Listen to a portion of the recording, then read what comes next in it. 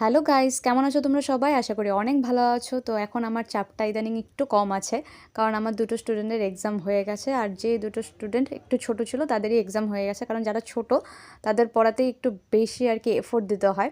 তো ওদের হয়ে গেছে। তো এখন দেখতে পাচ্ছ সকাল না, কিন্তু এখন প্রায় 12টা বাজে।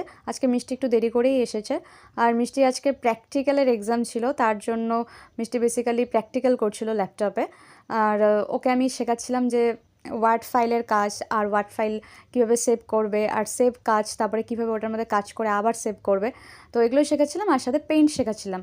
আর পেইন্ট ও বেসিক্যালি আগের থেকেই পারতো, বাট ও যে পেইন্টটা তো বোঝোই, বাচ্চারা পেইন্ট ভালো করতে মানে করতে ভালোও পায়, প্লাস ওরা করতেও যায়। আর বেসিক্যালি মিষ্টির ম্যানুয়ালি খুব মানে আর্টে খুব ভালো, মানে আমার যেরকম আমি ওর ম্যাডাম, কিন্তু আমার কিন্তু একদমই আর্ট ভালো লাগে না। আর ও ও আমার কাছে তো আর্ট শেখে না, ও অন্যর কাছে আর্ট শেখে। তো দেখো ল্যাপটপেও মোটামুটি ভালো আর্ট করেছিল। আমি তো মানে আমার ধৈর্যই নেই আর্ট করার, জাস্ট আমার অতটা ভালো লাগে না।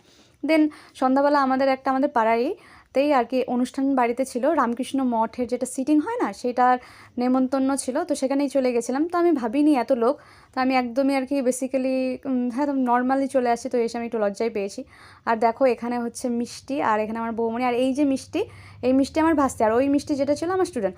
আর এই দেখো আমার এই অবস্থা, মানে আমার না একটু লজ্জা লেগেছে। আমি ভাবছিলাম যে অত হয়তো লোক নেমন্তন্ন করবে না, তো দেখছি সবাই